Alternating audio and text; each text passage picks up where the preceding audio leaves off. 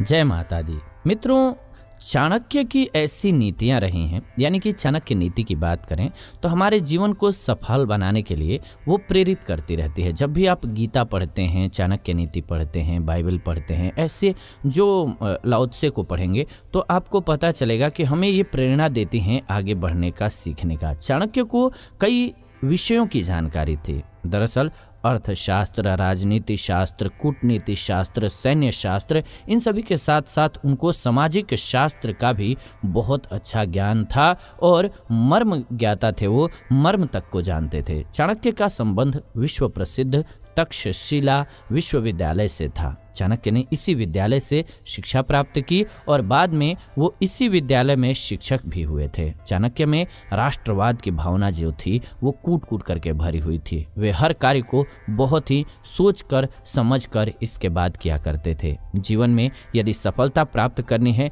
तो चाणक्य की बातों को हमें जरूर जानना चाहिए। चाणक्य की बातें आज भी अगर आप जानेंगे और अपनाएंगे तो जीवन में बहुत सारे फायदे पा सकते हैं, क्योंकि उनका अनुभव कमाल का रहा है और उसी को उन्होंने लिखा है। चाणक्य की शिक्षाएं व्यक्ति को आगे बढ़ने का मार्ग दिखाती हैं।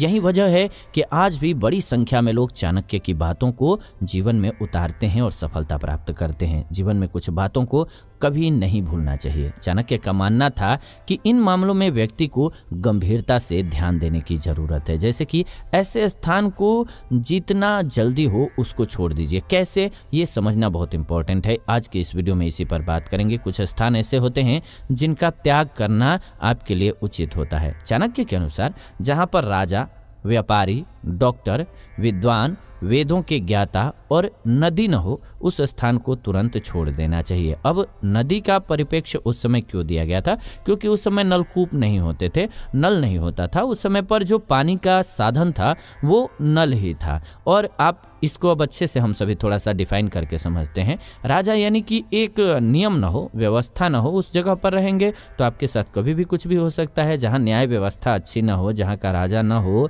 वहाँ पर क्या होगा? कोई भी जो मर्जी वो करता रहेगा। तो एक नियम नहीं होगा। एक नियम नहीं होगा तो रहने में असुविधा होगी। कभी किसी दिन कुछ चोरी होगा, किसी को मार दिया जाएगा, कभी कोई पनिशमेंट नहीं, किसी से कह नहीं सकते, तो ये स्थिति ही भयावह होगी। तो जहाँ पर राजा ना हो उस जगह पर रहना समझिए कि खतरे से खाली नहीं है। जहाँ व्यापारी ना हो वहाँ पर दिक्कत होगी। किस चीज़ की? तो आवागमन का साधन जो है, संसाधनों की दिक्कत होगी। व्यवसाय नहीं होंगे तो सामान की खरीद बिक्री नहीं हो पाएगी। तो आप कितनी चीज़ों को अकेले उपजा पाएंगे? जब तक हम इंसान जो है एक दूसरे पर डिपेंडेड हैं और एक दूसरे से कनेक्टेड हैं, एक दूसरे की हेल्प के बगैर काम नहीं चल सकता है। ये वास्तविकता है। लेकिन होता क्या है कि हम सभी आपस में ये लड़ते रहते हैं, लेकिन सबका कार्य जो है अलग अलग है और सबका कलेक्ट होकर के ही हमारे जीवन में, आप सोचिए आपके घर में जितनी भी चीज़ें हैं, क्या आपने उनको उगाई हैं?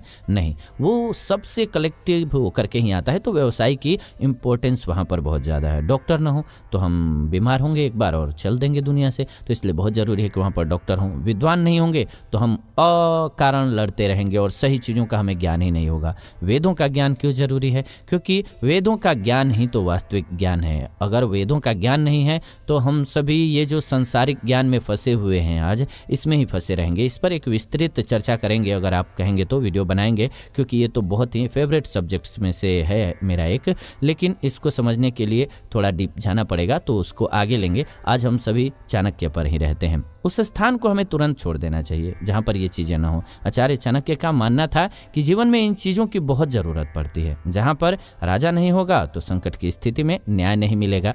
राजा नहीं होगा तो कोई भी कभी भी शोषण कर सकता है आपका। नियम और कानून पर किसी का नियंत्रण नहीं होगा। ऐसी स्थिति में जीवन हमारा जो होगा हर समय खतरे से घिरा हुआ रहेगा। तो ऐसे स्थिति को छोड़ देना चाहिए। चाणक्य के अनुसार भौतिक जीवन में धन के बिना कोई कार्य संभव नहीं है। जो आज का युग है इसमें अगर धन नहीं है तो कोई कार्य संभव नहीं है। व्यापारी और सेठ नहीं होंगे तो धन कहाँ से प्राप्त होगा? धन के बिना जीवन संभव नहीं है। इसके साथ ही सत्य और गलत का भेद बताने के लिए एक विद्वान का होना बहुत ही जरूरी होता है। शिक्षा और ज्ञान विद्वान से ही प्राप्त होता है। वहीं पर जब वेद का ज्ञाता नहीं होगा तो भी व्यक्ति मोह माया और लालच के फेरे में फंसा रहेगा और गलत करता ही जाएगा और उसको समझ भी नहीं होगा कि गलत कर रहा हूँ।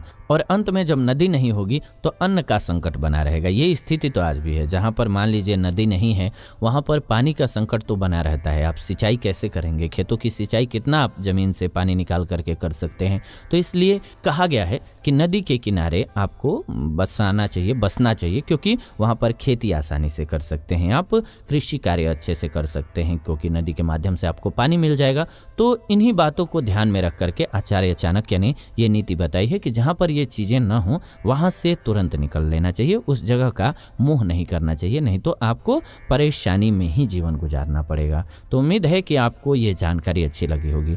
ऐसे ही आप और कौन सी वीडियो चाहते हैं या आपकी कोई दुविधा है मन में तो लिख भेजिए कमेंट्स के माध्यम से, हम कोशिश करेंगे कि उस पर भी आपके लिए वीडियो जरूर बनाएं। फिलहाल ये वीडियो आप सभी जीवन जीने की कला स्पिरिचुअल चैनल के माध्यम से देख रहे हैं। विदा लेते हैं इस वीडियो से, जुड़ेंगे नई वीडियो में। तब तक आप सभी खुश रहें, आनंदित रहें। जाते जाते कमेंट में हमें ज़रूर बताएं कि वीडियो आपको कैसी लगी।